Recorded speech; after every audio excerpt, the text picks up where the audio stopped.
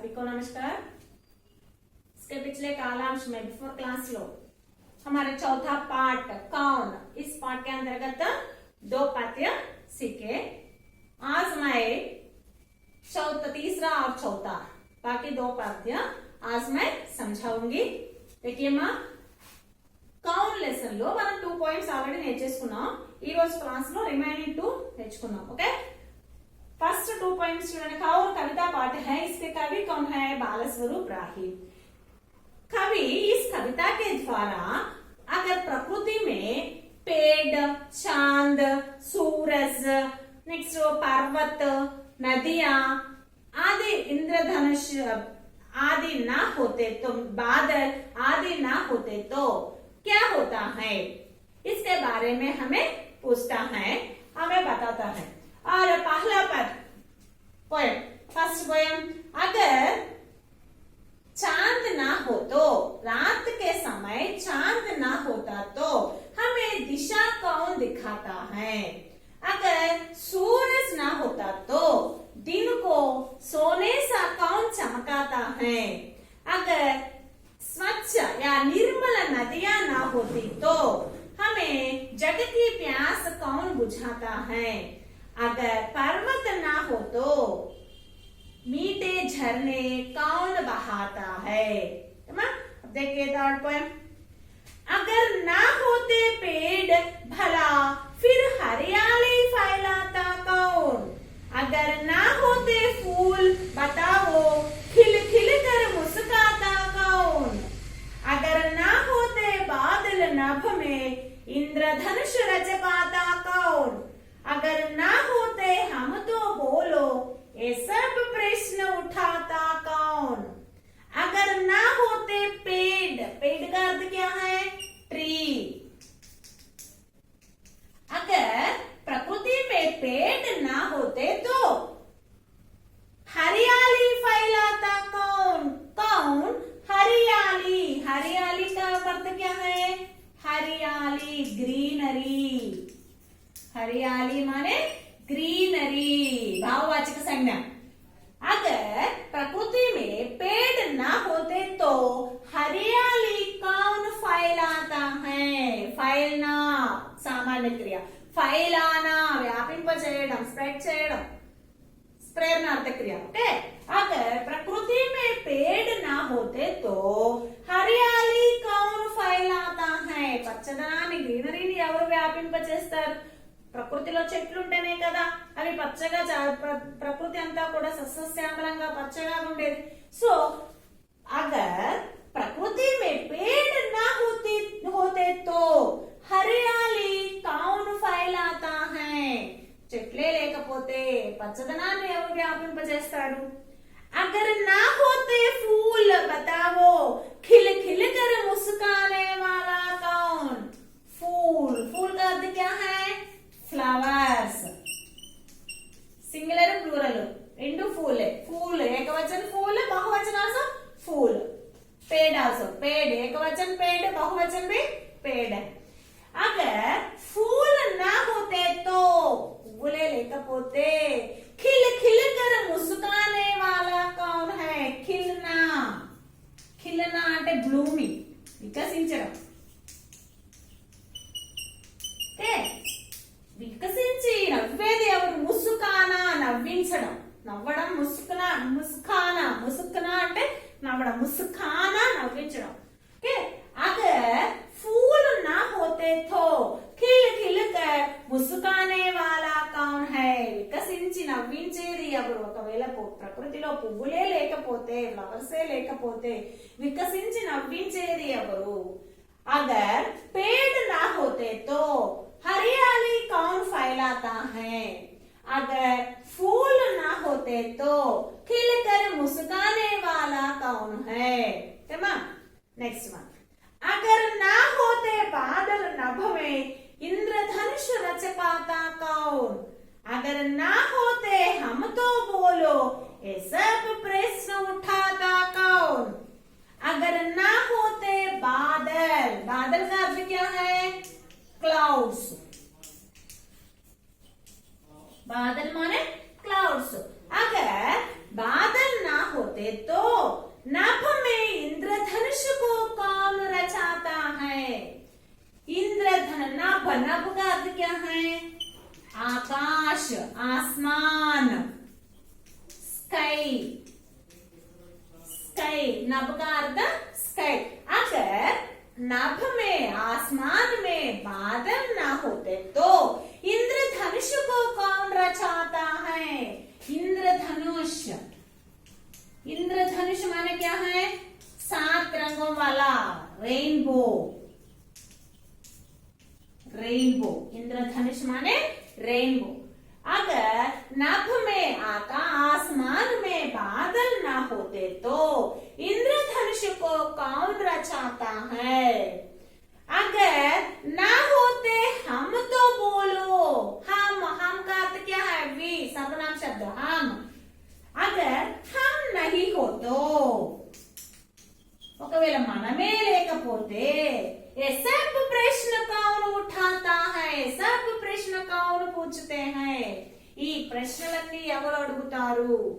अगर आसमान में बादल ना होते तो इंद्रधनुष को कौन रचाता है? अगर हम ही ना होते तो ये सब प्रश्न कौन उठाता है? अगर पेड़ ना होते तो हरियाली कौन फैलाता है? अगर फूल ना होते तो खिल खिल कर मुस्कुराने वाला कौन है? अगर बादल ना होते तो, आकाश में बादल ना होते तो इंद्रधनुष को कौन रचता है? अगर हम ही ना होते तो ये सब प्रश्न कौन उठाता है? చెట్లే లేకపోతే పచ్చదనాన్ని ఎవరు వ్యాపింపజేస్తాయి? ఒకవేళ పువ్వులే లేకపోతే వికసించి నవ్వించేది ఎవరు? ఒకవేళ ఆకాశంలో మేఘాలే లేకపోతే ఇంద్రధనుషుని రచించేది ఎవరు? ఒకవేళ మనమే లేకపోతే ఈ ప్రశ్నలన్నీ ఎవరు వేస్తారు? ఓకేమా? ఈ పోయం అర్థమైంది కదా? 2 పోయమ్స్. ఫస్ట్ పోయం లోనేమో, థర్డ్ పోయము పేడ్ లేకపోతే, చెట్లు లేకపోతే పచ్చదనాన్ని ఎవరు వ్యాపింపజేస్తారు? పువ్వులే లేకపోతే మనకి చిరునవ్వు నవ్వుతూ మనల్ని నవ్వించేదెవరు? వికసించి నవ్వించేదెవరు? ఆ తర్వాత నెక్స్ట్ పోయం, ఆకాశంలో మేఘాలే లేకపోతే ఇంద్రధనుషుని ఇంద్రధనుషు ఎలా ఏర్పడుతుంది? వర్షం పడేటప్పుడు ఆ వర్షపు బిందువుల మీద, మేఘాలు వర్షించినప్పుడు ఆ వర్షపు బిందువుల మీద సూర్యకిరణాలు పడినప్పుడు అది రిఫ్లెక్ట్ అవుతుంది కాంతి. అది మనకి ఇంద్రధనుషులా, రెయిన్బోలా కనిపిస్తుంది కదా. సో ఒకవేళ మనకి ఆకాశంలో మేఘాలే లేకపోతే ఇంద్రధనుషుని ఎవరు సృష్టిస్తారు? ఒకవేళ మనమే లేకపోతే అసలు ఈ ప్రశ్నలన్నీ, క్వశ్చన్స్ అన్ని అడిగేది ఎవరు? అంటే ప్రకృతిలో ఉన్నటువంటి ప్రతి ఒక్క దానికి కూడా దానికి వాల్యూ, దాని విలువ అనేది ఉంటుంది. ఏది వ్యర్థం కాదు. ప్రతి దాని గురించి, దాని వల్ల కూడా మనకి ఉపయోగం ఉంటుంది అని చెప్పడమే ఈ పోయం యొక్క ఉద్దేశం. ప్రకృతిలో ఉండేటువంటి ప్రతి పోయం నుంచి కూడా, ప్రతి వస్తువు నుంచి కూడా, చెట్లు కానీ లేదా మేఘాలు కానీ, నదులు కానీ, సెలయేరులు కానీ, పర్వతాలు, ఏదైనా కానీ ప్రకృతిలో ఉన్న వస్తువులన్నింటికి కూడా వాటి వల్ల మనకి ఏదో ఒక ఉపయోగం ఉంటూనే ఉంటుంది. కాబట్టి వాటిని మనం సేవ్ చేసుకోవాలి, రక్షించుకోవాలి అని చెప్పడమే ఈ పాఠం యొక్క ముఖ్య ఉద్దేశం. సరేనా? మళ్ళీ ఒకసారి 4 పాయింట్స్ చెప్తాను చూడండి. అగర్ रात के समय चांद ना होता तो हमें दिशा कौन दिखाता है? రాత్రి టైంలో చంద్రుడు లేకపోతే మనకి దారిని ఎవరు చూపిస్తారు? మార్గాన్ని. अगर सूरज ना होता तो दिन को सोने सा कौन चमकाता है? ఒకవేళ సూర్యుడే లేకపోతే పగటి పూటన బంగారం లాగా ఎవరు మెరిపిస్తారు? अगर निर्मल नदियां ना होती तो जग की प्यास कौन बुझाता है? నిర్మలమైన నదులే లేకపోతే ప్రపంచం యొక్క దప్పికని ఎవరు తీరుస్తారు? अगर पर्वत ना होते तो मीठे झरने कौन बहाता है? పర్వతాలే లేకపోతే తీయని సెలయేళ్లను ఎవరు ప్రవహింపజేస్తారు? अगर पेड़ ना होते तो హరియాళీ కౌన్ ఫైలాతా హై, చెట్లే లేకపోతే పచ్చదనాన్ని ఎవరు వ్యాపింపజేస్తారు? అగర్ ఫూల్ నా హోతే తో ఖిల్కర్ ముస్కునే వాలా కౌన్ హై, ఒకవేళ పువ్వులే లేకపోతే వికసించి నవ్వించేది ఎవరు? అగర్ నభ్ మే బాదల్ నా హోతా తో ఇంద్రధనుష్ కో కౌన్ రచాతా హై, ఒకవేళ ఆకాశంలో మేఘాలే లేకపోతే ఇంద్రధనుషుని ఎవరు సృష్టిస్తారు? అగర్ హమ్ నా హోతే తో ఏ సబ్ ప్రశ్న కౌన్ ఉఠాతా హై, ఒకవేళ మనమే లేకపోతే ఈ ప్రశ్నలన్నీ ఎవరు వేస్తారు? అది పోయం మోస్ట్ ఇంపార్టెంట్ సారాంశం. ఈ పోయం మీకు లెసన్ పర్ఫెక్ట్ గా అర్థమైంది అంటే సారాంశం ఈజీగా వస్తుంది. ఓకే, 8 మార్క్స్ मोस्ट इम्पोर्टेंट कौन सा बेटा सारांश. ओके मां, शब्द भंडार से देखिए मां, इस पाठ से अंतर्गत शब्द भंडार पेज नंबर 23, पेज नंबर 23 शब्द भंडार जो भिन्न है उसे कोष्टक में लिखो. ఏదైతే డిఫరెంట్ ఆడ్ వన్ ఏంటో మనం ఐడెంటిఫై చేసి రాయాలి. అంటే 3 ఒకే దానికి సంబంధించింది ఉంటుంది, ఒకటి డిఫరెంట్ గా ఉంటుంది, దాన్ని మనం ఐడెంటిఫై చేసి రాయాలి. ఓకే, ఫస్ట్ వన్ देखिए लास्ट लो पेज नंबर 23 लास्ट शब्द भंडार. चांद, सूरज, तारा, पेड़. चांद, सूरज, तारा, पेड़. चांद मून, सूरज सन, तारा स्टार. ఇది ఎక్కడుంటాయి? ఆకాశమే है ना, स्काई లో ఉంటాయి, పైన ఉంటాయి. पेड़, पेड़ धरती पर है ना. सो आठ वन क्या है? पेड़. चांद, सूरज, तारा यदि आसमान में है और पेड़ धरती पर है, इसलिए पेड़ भिन्न शब्द है ना. नेक्स्ट वन पर्वत, झरना, नदी, तालाब.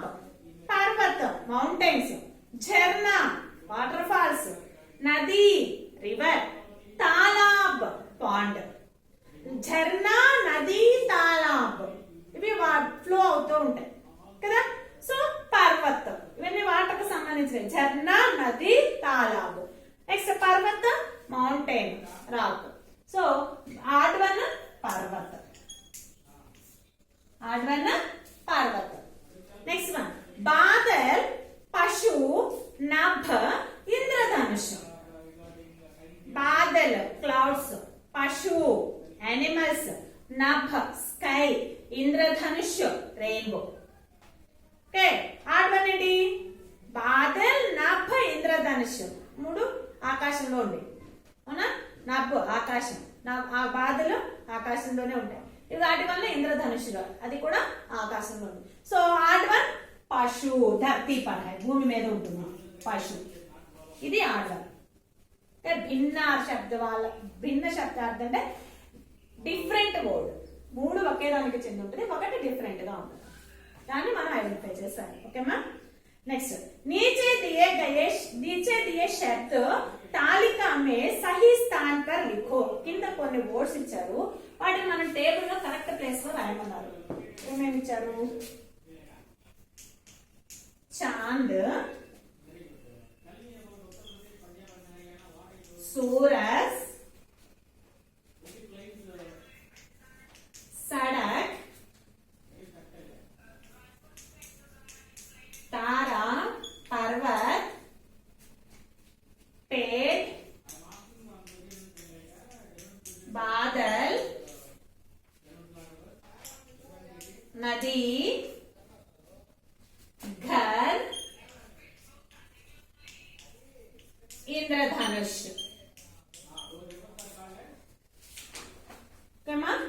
देखिए धरती, आसमान,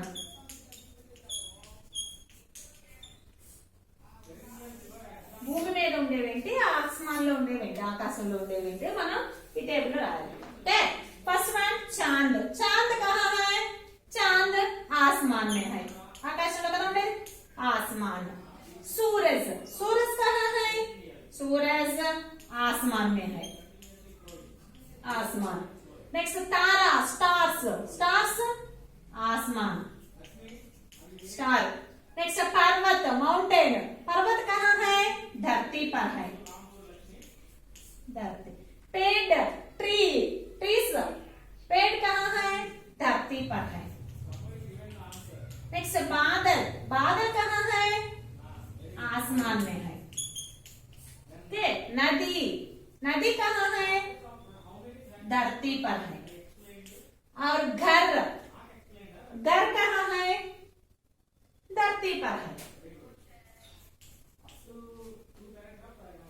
नेक्स्ट इंद्रधनुष, इंद्रधनुष कहाँ है? सॉरी ఇక్కడ सड़क मर्చిపోయాము, सड़क कहाँ है? धरती पर है। इंद्रधनुष आसमान।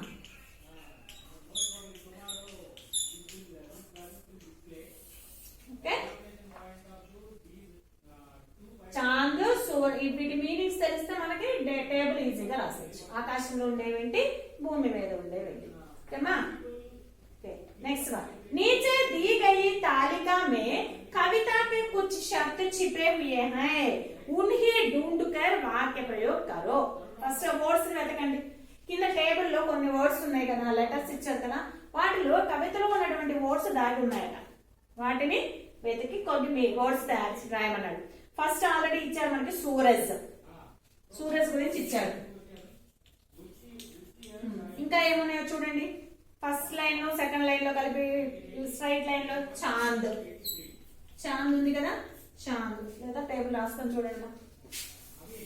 హత్యకేమా first one Suraj,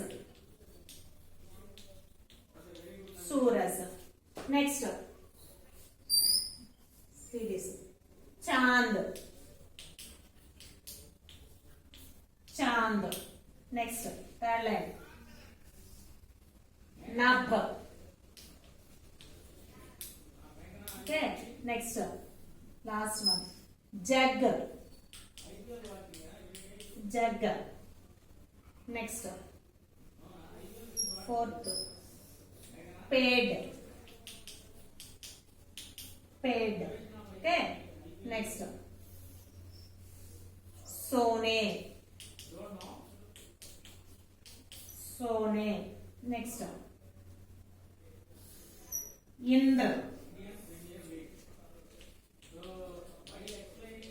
Indra. Next down నుంచి అప్ కొంచెం చూడండి. झरने, झरने. Next last line Badal. మనకి లెసన్ లో ఉన్నటువంటి వర్డ్స్ ఇవన్నీ.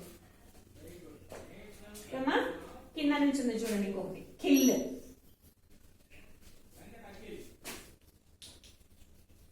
కిల్, కిల్, కిల్ तरफ सुखाने वाला का కిల్. ఈ వర్డ్స్ పక్కన నోట్ చేసేసుకోండి అక్కడ టెక్స్ట్ బుక్ లో. ఓకే, సూరజ్, చాంద్, ఇంకొకటి కూడా ఉంది ఇక్కడ ఫూల్, ఫూల్, ఫూల్, జగ్, नभ, पेड़, सोने, इंद्र, बादल, झरने. खिल. अब शब्द भाषा की बात देखें. अगर ना होती निर्मल नदियां, जग की प्यास बुझाता कौन? अगर ना होते पर्वत मीठे, झरने भरा बहाता कौन? ఇక్కడ మనకి ఏమేమి ఇచ్చారు, అండర్లైన్ చేసిన వర్డ్స్ చూడండి. నిర్మల, నిర్మల నదియా. नेक्स्ट मीठे झरने, निर्मल, मीठे, ये सब क्या है? शब्द भेद क्या है? विशेषण. विशेषण माने क्या है? संज्ञा या सर्वनाम की विशेषता बताने वाले शब्द को विशेषण कहते हैं. संज्ञा లేదా సర్వనామ యొక్క గుణాన్ని తెలిపే శబ్దం. రంగు కానీ ఆ క్వాలిటీస్ క్వాంటిటీ తెలిపేదే विशेषण, एडजेक्टिव. सो नदियां, नदियां कैसी है? निर्मल होती है. नदियां कैसी होती है? नदियां निर्मल होती है. స్వచ్ఛమైన నదులు అని చెప్తున్నాం కాబట్టి నదుల యొక్క గుణాన్ని తెలిపింది కాబట్టి నిర్మల్ అనేది ఏంటి? విశేషణ శబ్దం. అలాగే झरने, वाटर फॉल्स कैसे होते हैं? झरने वाटर फॉल्स ఎలా ఉంటాయి? मीठे होते हैं, తీయగా ఉంటాయి. సో మీఠే ఝరనే, మీఠే అనేది విశేషణం అవుతుంది. ఓకేమా? కాబట్టి సంజ్ఞ లేదా సర్వనామం యొక్క విశేషతల్ని గుణాలను తెలిపేటువంటి శబ్దాలను ఏమని పిలుస్తామో విశేషణ్ అని పిలుస్తాం. దాని గురించే ఇచ్చారు ఇక్కడ మనకి శబ్ద భాషకి బాధ్యత. ఓకే, కింద దాని కింద చూడండి, డాష్ సూరజ్ మనకి విశేషణ శబ్దాలతోటి కంప్లీట్ చేయమన్నారు. డాష్ సూరజ్, డాష్ చాంద్, డాష్ ఫూల్, డాష్ ఆస్మాన్, డాష్ ఇంద్రధనుష్.